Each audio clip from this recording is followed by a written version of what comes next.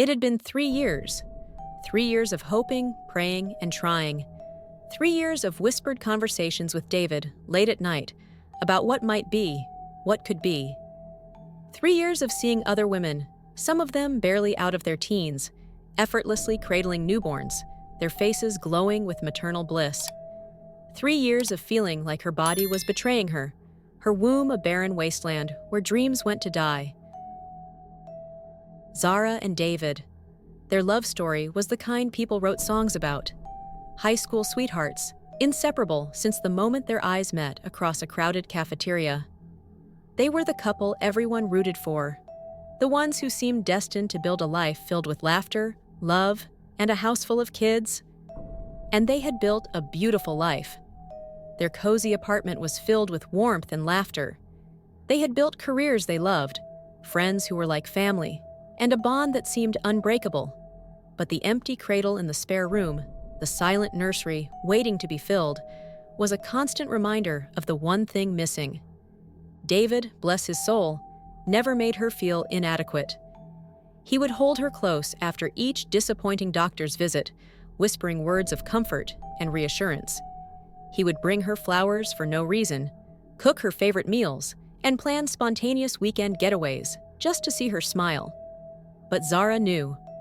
She saw the flicker of sadness in his eyes when they passed a playground filled with children, the way his smile faltered when a friend announced a pregnancy. They both yearned for a child, a tiny human to share their love with. The nights were the hardest. While David slept peacefully beside her, Zara would lie awake, staring at the ceiling, her mind a whirlwind of anxieties and doubts. Why her? What was wrong with her? Was she being punished for some unknown sin? Was she simply not meant to be a mother? The questions gnawed at her, stealing her sleep and her peace of mind. One afternoon, while drowning her sorrows in a pint of ice cream at work, Zara confided in her colleague and friend, Maureen. "I don't know what to do anymore, Maureen," she confessed, her voice thick with emotion. "I feel like I'm failing David. We've tried everything, but nothing seems to work." Maureen, a woman whose own life was a tangled web of disappointments and resentments, listened with a carefully crafted expression of concern. Beneath the surface, however, a different emotion stirred. Envy. Bitter, corrosive envy. "Oh, Zara, you poor thing," she said, her voice dripping with false sympathy. "It breaks my heart to see you like this. But you know, I've heard about this church. They say miracles happen there all the time. Women who were told they could never have children, they go there, and, well, let's just say their prayers are answered." Zara, desperate for any glimmer of hope, latched onto Maureen's words like a lifeline. She had always been a woman of faith, but the idea of seeking a miracle in a place like this felt different. Still, she had to try. She had to believe. That Sunday, with a mix of apprehension and hope swirling in her stomach, Zara convinced David to accompany her to the church. As they stepped through the grand doors, the vibrant energy of the place washed over them. Music swelled, voices rose in unison, and a charismatic figure stood at the pulpit, his voice booming with promises of healing, prosperity, and miracles. Prophet Emmanuel. Zara felt a pull, a sense of belonging she hadn't experienced in a long time. Maybe this was the answer to her prayers, the solution to her deepest longing. But what she didn't know was that she was stepping into a web of deception, a place where her faith would be tested, her love strained, and her life irrevocably changed. And lurking in the shadows, watching with a predatory gleam in her eyes, was Maureen, ready to exploit Zara's vulnerability and turn her desperation into a weapon against her. David, ever perceptive, squeezed her hand, his touch a grounding force amidst the swirling chaos. He, too, felt the intensity of the atmosphere, the almost overwhelming wave of emotion that pulsed through the room. But his eyes, though cautious, held a steady warmth, a silent promise of support. They settled into seats near the back, looking out at the crowd, a mix of emotions swirling across the faces before them. Some wept openly, tears streaming down their faces, while others swayed with eyes closed, lost in a trance-like state. Zara felt a pang of longing, a yearning to be swept up in this collective fervor, to feel the same unquestioning faith that seemed to radiate from those around her. Then he appeared, Prophet Emmanuel. He strode onto the stage, a figure of undeniable charisma, his presence radiating power and confidence. The music swelled, the crowd erupted in cheers, and Zara felt a shiver run down her spine. This man, this prophet, held the attention of the entire room, his every word, every gesture, imbued with an almost hypnotic power. His voice, when he spoke, was like velvet thunder. It resonated through the hall, weaving tales of hope and despair, of miracles and redemption. He spoke of broken hearts mended, of diseases cured, of barren women cradling newborns. Zara's breath caught in her throat. Could this be it? Could this be the answer to her prayers? The solution to the emptiness that gnawed at her soul? Beside her, Maureen leaned in, her voice a conspiratorial whisper. "See? I told you this place was special. Just feel the energy, the power. He's the real deal, Zara. Your miracle is coming." Zara, caught between the allure of hope and the lingering whispers of doubt, nodded slowly. She wanted to believe. She needed to believe. But a small, persistent voice in the back of her mind urged caution. Was this blind faith, or was she being swept away by the current, losing her grip on reality? As the sermon continued, Zara's gaze drifted towards a woman sitting a few rows ahead. Her face was etched with worry, her eyes red-rimmed and filled with a desperate plea. She clutched a handkerchief to her mouth, stifling sobs as she listened to the prophet's words. Zara felt a pang of empathy, a sense of shared pain. But there was something else, a flicker of unease, a sense that this woman's story held a darkness that Zara couldn't quite grasp. When the service ended, the crowd dispersed, buzzing with excitement and renewed faith. Zara, however, felt a strange mix of emotions. Hope, yes, but also a lingering disquiet, a sense of something not quite right. She couldn't shake the image of the distressed woman, the raw desperation in her eyes. Was this truly a place of healing and miracles, or was there something more sinister at play? David gently touched her arm, his voice a soft murmur in the sudden quiet. "Ready to go, love?" Zara hesitated, her gaze drawn back to the empty stage where Prophet Emmanuel had stood moments before. His words, his presence, still resonated within her, a potent mix of hope and unsettling charisma. "Just a moment," she whispered, needing a beat to process the whirlwind of emotions swirling within her. Outside, the sunlight was jarring, the city noises a stark contrast to the hushed reverence of the church. Zara blinked, feeling disoriented, as if she'd stepped out of a dream. Or perhaps into one. "So?" David asked, his eyes searching hers, a hint of concern in his voice. "What did you think?" Zara struggled to articulate the jumble of thoughts and feelings. "It was intense," she finally managed, her voice barely above a whisper. "I felt something, a kind of energy, but—" She trailed off, unable to express the lingering doubt that shadowed her hope. David nodded, his expression thoughtful. "I know what you mean. There was something off about the whole thing. I can't quite put my finger on it, but it felt staged somehow." Zara's heart sank. She had hoped David would share her sense of awe, the glimmer of possibility that Prophet Emmanuel had ignited within her. Instead, his words echoed her own unease, amplifying the doubts that gnawed at her. The drive home was quiet, each lost in their own thoughts. Zara stole glances at David, his brow furrowed in concentration as he navigated the traffic. She loved him, trusted him implicitly. But a tiny, insidious voice whispered in her ear, echoing the prophet's words from the sermon. "Sometimes the enemy is closer than you think. Sometimes the very people you love can unknowingly hinder your blessings." The thought was like a poison, seeping into her mind, tainting her perception of everything. She pushed it away, clinging to the hope that this church, this prophet, might hold the answer to her prayers.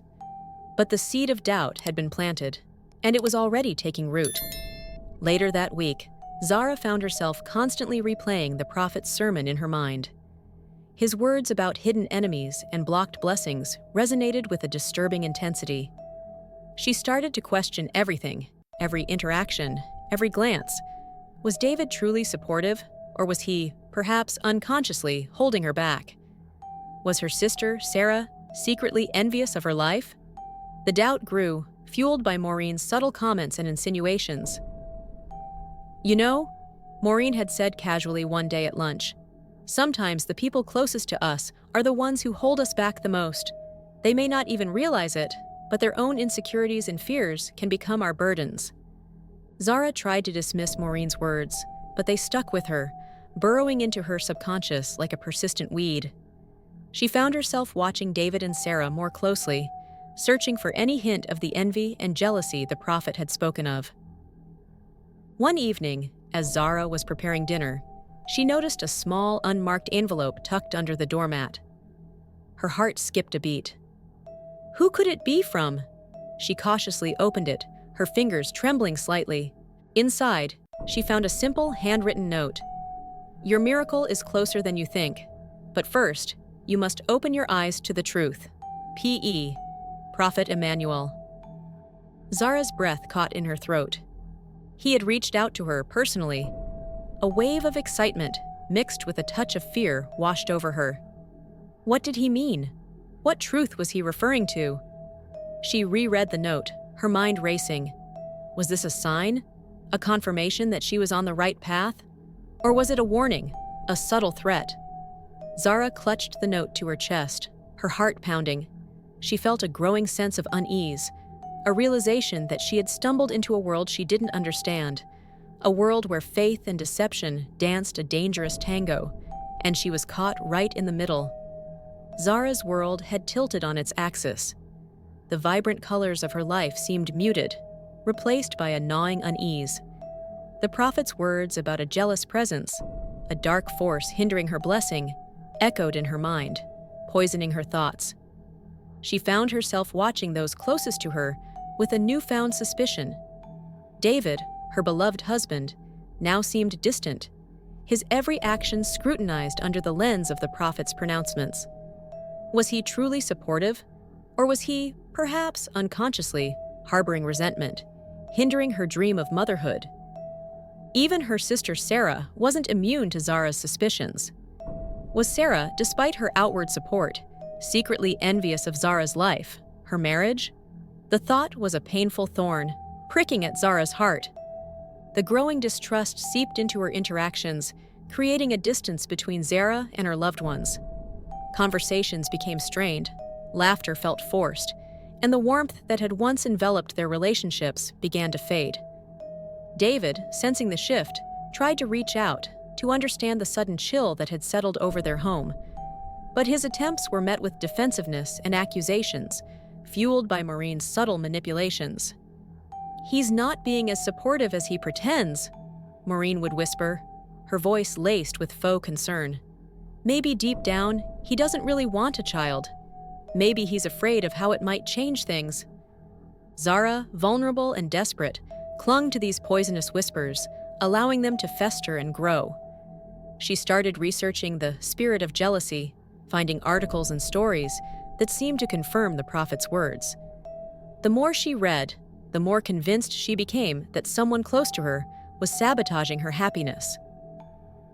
One night, as Zara lay awake, tormented by her doubts, she remembered the cryptic note from Prophet Emmanuel. "Your miracle is closer than you think, but first, you must open your eyes to the truth." A shiver ran down her spine. Was this a warning, a subtle threat, or a genuine attempt to guide her? She reread the note, her mind racing. Who was the enemy within her circle? Was it David, Sarah, or someone else entirely, someone she hadn't even considered? The uncertainty was a heavy weight, crushing her spirit. She longed for the simple joy she had once felt, the unwavering trust she had in her loved ones. But the prophet's words had poisoned her mind, casting a shadow of doubt over everything she held dear. One evening, as Zara and David were enjoying a rare moment of peace, sharing a quiet dinner together, the phone rang. It was Prophet Emmanuel, his voice smooth and commanding. He requested a private meeting with Zara, his tone leaving no room for refusal. Zara's heart pounded. Was this it? Was this the moment of truth? The moment she would finally learn who was blocking her blessing? Or was this another step down a dangerous path, a path that could lead to the destruction of everything she held dear? The church was eerily quiet. The usual buzz of activity, the echoes of fervent prayer, were absent. It felt empty, a stark contrast to the vibrant energy that had pulsed through it during the service. Zara's footsteps echoed on the polished floor as she followed Prophet Emmanuel down a dimly lit hallway. Her heart hammered against her ribs, a drumbeat of anticipation and fear. He led her to a small, sparsely furnished room. A single window cast a sliver of light onto a plain wooden table and 2 chairs. The prophet gestured for her to sit, his smile warm, his eyes filled with a knowing kindness that both comforted and unsettled her. "Zara," he began, his voice a soothing balm, "I sense a deep turmoil within you, a struggle between faith and doubt." Zara nodded, unable to meet his gaze. He was right, of course. The prophet seemed to see right through her, into the deepest recesses of her soul. "The path to your miracle is not an easy one," he continued, his voice taking on a graver tone. "It requires sacrifice, a willingness to surrender to a higher power, to let go of the things that hold you back." Zara's breath hitched. Sacrifice. The word hung in the air, heavy with unspoken meaning. "There are forces working against you, Zara," the prophet explained, his eyes boring into hers. "Forces of envy and jealousy, as I revealed to you. These forces must be purged, cleansed from your life, before your womb can be opened to receive the blessing you so desperately desire." He leaned closer, his voice dropping to a conspiratorial whisper. "This will require a commitment, Zara. A commitment of faith, of loyalty, of complete trust in me, your spiritual guide." Zara felt a shiver run down her spine. His words were both alluring and unsettling. She craved the miracle he promised, but the price he demanded seemed steep. What kind of commitment?" she asked, her voice barely above a whisper. The prophet smiled, a knowing glint in his eyes. "It will require a separation from those who hold you back, those who, consciously or unconsciously, harbor the envy and jealousy that is blocking your blessing." Zara's heart sank. He was talking about David, and perhaps Sarah.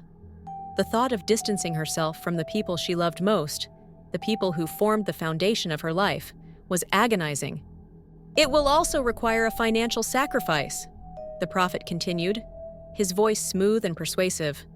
"A tithe, an offering of your resources, to show your devotion and commitment to the path of healing."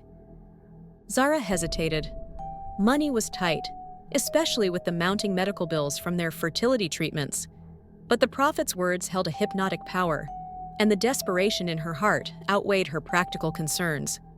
"I understand," she whispered, her voice trembling. The prophet smiled, his eyes gleaming with satisfaction. "Good. I knew you were a woman of faith, Zara. Your miracle is within reach. But you must trust me completely. You must follow my guidance without question." Zara nodded, her mind a whirlwind of conflicting emotions. Hope warred with doubt, love with fear.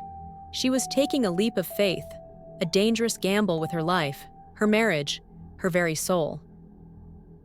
Over the next few weeks, Zara followed the prophet's instructions meticulously. She distanced herself from David, her conversations with him strained and awkward. She avoided Sarah, her excuses sounding hollow even to her own ears. She poured her savings, and then some, into the church's coffers, convinced that her financial sacrifice would pave the way for her miracle. David, bewildered and hurt by Zara's sudden withdrawal, tried to understand. He questioned her about the church, about the prophet, about the growing financial strain. But Zara, blinded by her desperation and the prophet's manipulative influence, accused David of lacking faith, of not believing in the possibility of a miracle. Their arguments escalated, the once unbreakable bond between them fracturing under the weight of suspicion and resentment.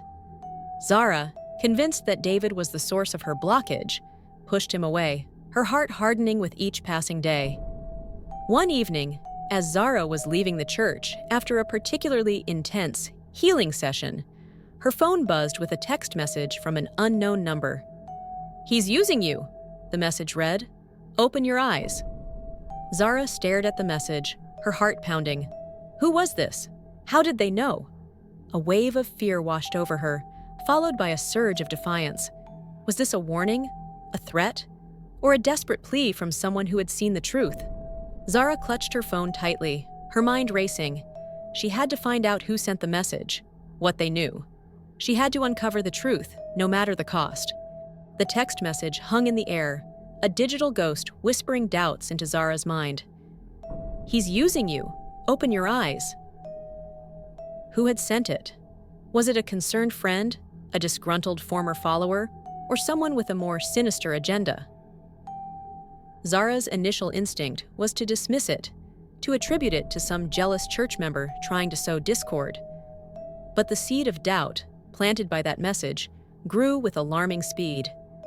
It intertwined with the unease she'd felt since her first encounter with Prophet Emmanuel, the lingering questions about the distressed woman, and the growing tension in her own life. Driven by a newfound determination, Zara started digging. Late at night, while David slept peacefully beside her, she would lose herself in the labyrinthine depths of the internet. She searched for information about Prophet Emmanuel, his church, his past, and what she found chilled her to the bone. Rumors of financial impropriety, whispers of broken promises, and even accusations of manipulation and exploitation surfaced. Former followers shared their stories on online forums, their experiences eerily similar to her own. Zara read about families torn apart, lives ruined, and faith shattered. The prophet, once a beacon of hope, now appeared as a shadowy figure, his motives shrouded in darkness. The more she uncovered, the more the pieces of the puzzle fell into place. Maureen's insistence on bringing her to the church, her constant praise of the prophet, her subtle undermining of David, it all pointed to a deliberate plan, a calculated scheme to isolate and manipulate Zara. Anger, hot and fierce, coursed through her veins. She confronted Maureen, the words tumbling out in a torrent of accusation and betrayal. Maureen, initially defensive, eventually crumbled, her carefully constructed facade cracking under the weight of Zara's fury. "Yes, I was jealous," she spat, her voice raw with emotion. "I saw you with your perfect life, your loving husband, your beautiful home, and I hated you for it. I hated you for having everything I ever wanted." Tears streamed down Maureen's face, her voice cracking with a mixture of bitterness and self-pity. "My husband left me, Zara. He said I was barren, useless. He threw me away like a piece of trash. And you had it all. I couldn't stand it." Zara's anger softened, replaced by a wave of pity. She saw the pain behind Maureen's venomous words, the deep-seated insecurity that had driven her to such desperate measures. But pity wasn't enough. Zara couldn't forgive the betrayal, the calculated attempt to destroy her life. "I'm sorry, Maureen," she said, her voice firm but gentle. "I understand your pain, but that doesn't excuse what you've done. I can't be your friend anymore. I need to protect myself and David." With a heavy heart, Zara walked away, leaving Maureen sobbing in the break room. She felt a sense of loss, a pang of sadness for the friendship that had been poisoned by envy and deceit. But she also felt a newfound strength, a determination to reclaim her life and her happiness. The next Sunday, Zara went to the church alone. David, still hurt and confused, had refused to accompany her. But Zara had a plan. Hidden in her purse was a small recording device, ready to capture the prophet's words, to expose his lies and manipulations. As she sat in the congregation, a wave of nausea washed over her. The music, once uplifting, now felt oppressive. The prophet's words, once filled with hope, now rang hollow. She watched him, his charismatic smile, his confident gestures, and she saw a con man, a predator preying on the vulnerable. When the service ended, Zara lingered, waiting for the crowd to disperse. She approached the prophet, her heart pounding in her chest. "Prophet Emmanuel," she said, her voice trembling slightly, "I need to speak with you, privately." He smiled, his eyes gleaming with a knowing light. "Of course, my child. Come." As they walked towards his private office, Zara's grip tightened on the recording device in her purse. This was it, the moment of truth. She would expose his lies, break free from his hold, and reclaim her life. One afternoon, out of the blue, Zara received a call from Makina, an old friend from university. They hadn't spoken in years, but the familiar warmth in Makina's voice brought a smile to Zara's face. "Zara, it's been ages!" Makina's excitement was evident, and as they exchanged pleasantries, Zara felt a sense of comfort that had been missing for a long time. As they caught up, the conversation eventually turned to the struggles they'd both faced. Zara hesitated, but Makina gently prodded, sensing her friend's unspoken pain. When Zara finally admitted the strain infertility had caused, Makina didn't offer sympathy. She shared her story. "I know exactly how you feel," Makina said. "I went through the same thing, years of doctors, tests, and dead-end paths. But then I found Prophet Samuel's church." Zara listened intently as Makina explained how she had felt lost and hopeless until she found solace in Prophet Samuel's teachings. "It wasn't just about fertility, Zara," Makina said. "Prophet Samuel helped me understand the deeper reasons behind my struggles, and he guided me to a place of peace. His ministry is rooted in genuine faith, healing, and restoration. It's not about manipulation. He helps people reconnect with God and trust his plan." Zara felt a flicker of hope, but also confusion. She had been involved with another ministry for a while now, the one led by Prophet Emmanuel. The promise of miracles was always there, but something about the ministry didn't sit right with her. She couldn't shake the feeling that there was more to Emmanuel's teachings than he led on. Makina continued, "I've heard about Prophet Emmanuel, and I know it can be tempting. But trust me, Zara, there's a huge difference between the two. Prophet Emmanuel isn't about healing, it's about control. His teachings don't bring peace. They leave people feeling more broken than before. I've seen it with my own eyes. You deserve better." Zara was taken aback by Makina's honesty, but she knew deep down that there was truth in her words. She had been following Emmanuel's teachings for too long, enduring emotional manipulation that left her questioning everything. Makina's voice softened, filled with compassion. "I'm not saying you should leave your path entirely, Zara. I'm asking you to consider another perspective. Trust your instincts. Take a step back and see where your heart leads you. Prophet Samuel's ministry offers real hope, not empty promises. You're not alone in this. I'll be with you every step of the way." Zara felt the weight in her chest begin to lift.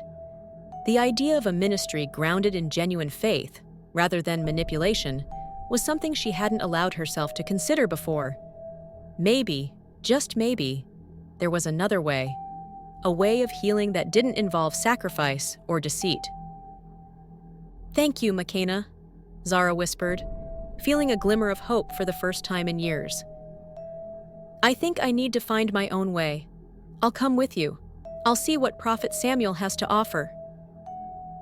And with that, Zara took the first step toward a path she hadn't dared to imagine. A path that could lead her to the miracle she had been waiting for. She hesitated at the entrance, a wave of uncertainty washing over her. Was this truly the answer she sought? Could this unassuming ministry offer the solace and guidance she so desperately craved? Taking a deep breath, Zara stepped inside. The main hall was spacious and airy, sunlight streaming through large skylights, illuminating the rows of mismatched chairs and the worn wooden stage. The walls were adorned with vibrant tapestries and children's artwork, creating a sense of warmth and welcome. The music, instead of the soaring gospel anthems she was used to, was a gentle melody played on acoustic guitar and piano. The voices of the congregation, raised in song, were not a forceful chorus, but a harmonious blend of diverse voices, each carrying its own unique melody. Zara found a seat near the back, her eyes scanning the faces around her. There was a diversity here that she hadn't seen in Prophet Emmanuel's church. People of all ages, races, and backgrounds sat side by side, their faces reflecting a quiet contentment, a sense of belonging. Prophet Samuel, a man of quiet dignity and gentle strength, took the stage. His words were not filled with fire and brimstone, but with a calm wisdom that resonated deep within Zara's soul. He spoke of faith as a journey, not a destination. He emphasized the importance of community, of supporting one another through life's challenges, of finding solace in shared prayer and genuine connection. As Zara listened, she felt a sense of peace wash over her. It was a peace she hadn't experienced in a long time, a quiet assurance that she was not alone, that there was another way, a path that led to healing and wholeness. After the service, Zara hesitated, unsure whether to approach Prophet Samuel. But something within her, a newfound courage perhaps, urged her forward. She found him in a small side room, surrounded by a group of people, their faces alight with genuine affection and respect.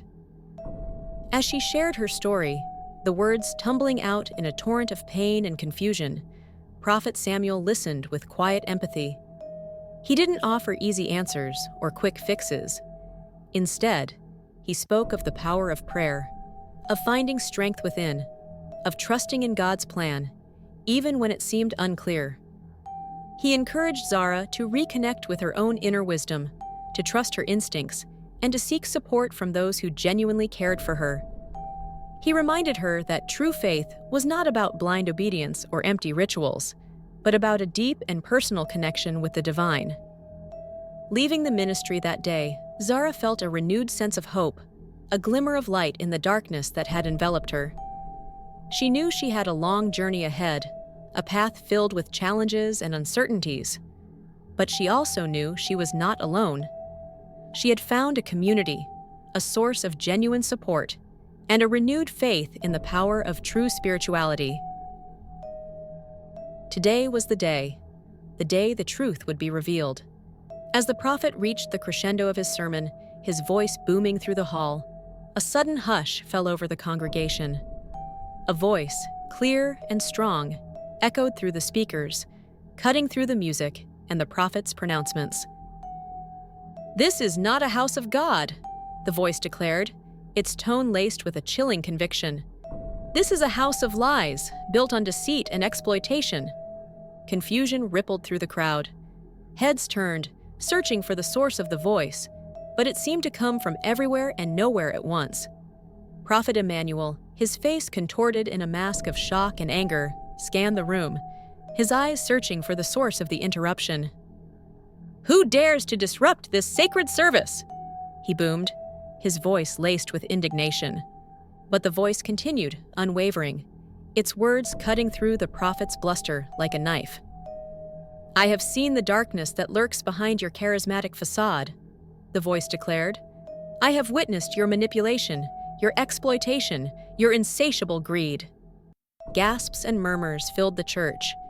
People who had once been devoted followers now looked at the prophet with a mixture of confusion and suspicion. The woman Zara had seen in the first service, the one who had clung to the prophet with such desperation, now stared at him with a dawning horror in her eyes. "He's a fraud!" she cried out, her voice trembling with emotion. "He promised me healing. He took my money. He destroyed my life." Other voices joined in, a chorus of accusations and denunciations. People who had once been blinded by the prophet's charisma now stepped forward, sharing their own stories of manipulation, exploitation, and betrayal. The church, once a haven of hope, now echoed with the cries of the disillusioned and the betrayed. Prophet Emmanuel, his carefully crafted facade crumbling, tried to regain control, to quell the rising tide of dissent. But it was too late. The truth was out, and his reign of deception was over. As the chaos reached a fever pitch, the doors of the church burst open. Police officers, alerted by a concerned member of the congregation, stormed in, their faces grim, their movements swift and decisive.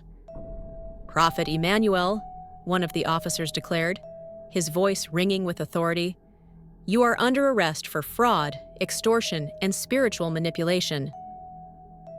The prophet, his face pale and contorted with rage, was led away in handcuffs, his cries of innocence drowned out by the murmurs of the crowd. The church, once a symbol of his power, now stood as a monument to his downfall. Zara watched the scene unfold, a mix of emotions swirling within her. There was a sense of liberation, of justice being served, but there was also a profound sadness, a heavy weight of the damage done, the lives shattered, the faith broken. The aftermath of the prophet's downfall left Zara reeling. The weight of betrayal and disillusionment hung heavy on her heart, but amidst the wreckage, a glimmer of hope began to shine. Her first step was to seek forgiveness from David. The conversation was difficult, fraught with tension and unspoken words. She confessed her folly, her misguided faith, and the pain she had caused. David listened, his expression a mix of anger and understanding. "I was so blind," Zara admitted, her voice barely a whisper. "I let myself be manipulated, and I hurt you in the process." David took her hand, his touch gentle. "I know, Zara. We can heal from this. Together." The road to recovery was long and arduous. They sought professional help, exploring alternative paths to parenthood. The process was emotionally draining, but it brought them closer together. They leaned on each other, their love deepening with each shared experience. Zara also found solace in the guidance of Prophet Samuel. His gentle wisdom and unwavering support helped her rediscover her faith, a faith rooted in love, compassion, and genuine spirituality. She learned to trust her instincts, to listen to her inner voice, and to seek truth wherever it may lead. One evening, as they sat together, the setting sun casting a warm glow on their faces, Zara felt a sense of peace wash over her. The pain of the past had not vanished, but it had faded, replaced by a quiet hope. David held her hand, his eyes filled with love and understanding. "We'll get through this," he said, his voice steady and reassuring. "Together." Zara smiled, her heart full. The future was uncertain, but she faced it with a newfound strength and resilience. The journey had been long and arduous, but she had emerged from the darkness, stronger and wiser. Months turned into seasons. The scars of the past began to heal, replaced by a cautious hope, a fragile sense of renewal. Zara and David, their bond forged in the fires of adversity, faced this new chapter with a newfound strength and unity. The news of the pregnancy was met with a mixture of joy and trepidation. The fear of disappointment, the echoes of past heartbreak still lingered. But as Zara's belly swelled with life, a sense of wonder and gratitude began to bloom. They decorated the nursery, their laughter echoing through the once empty room.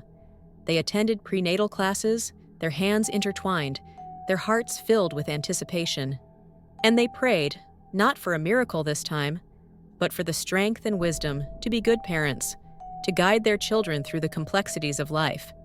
The memory of Prophet Emmanuel's manipulation still haunted them, a reminder of the darkness they had overcome. But it no longer held power over them. They had found their way back to a genuine faith, a faith rooted in love, compassion, and trust. And then, one spring day, as the world burst into bloom, Zara's labor began. The pain was intense, a fierce reminder of the strength and resilience of the female body. But through it all, Zara held on to David's hand, his presence a source of unwavering support. Finally, two tiny cries filled the delivery room. Two miracles, Two precious lives, entrusted to their care. A boy and a girl, their tiny faces a testament to the enduring power of love and hope. As Zara held her newborns in her arms, she felt a wave of gratitude wash over her. The journey had been long and arduous, filled with heartbreak and betrayal. But it had led her to this moment, this overwhelming sense of fulfillment and unconditional love. The final scene fades to a quiet moment in the nursery. Zara and David gaze at their sleeping babies, their faces filled with awe and wonder. The camera pans to a window where the sun streams in, casting a warm glow on the peaceful scene. Zara and David's story is a reminder that even in the darkest of times, hope can prevail. It's a story about the enduring power of love, forgiveness, and genuine faith. But it's also a cautionary tale, a warning about the dangers of blind faith and the importance of trusting our instincts. Have you ever felt pressured to conform to a certain belief system or follow a charismatic leader? How can we discern between genuine faith and manipulative tactics? How can we cultivate a strong sense of self and trust our inner voice? If you or someone you know is struggling with infertility, please seek support from qualified professionals and trusted loved ones. Be wary of those who promise quick fixes or miracles, especially those who demand financial or emotional sacrifices. Remember that true faith is a journey, not a destination.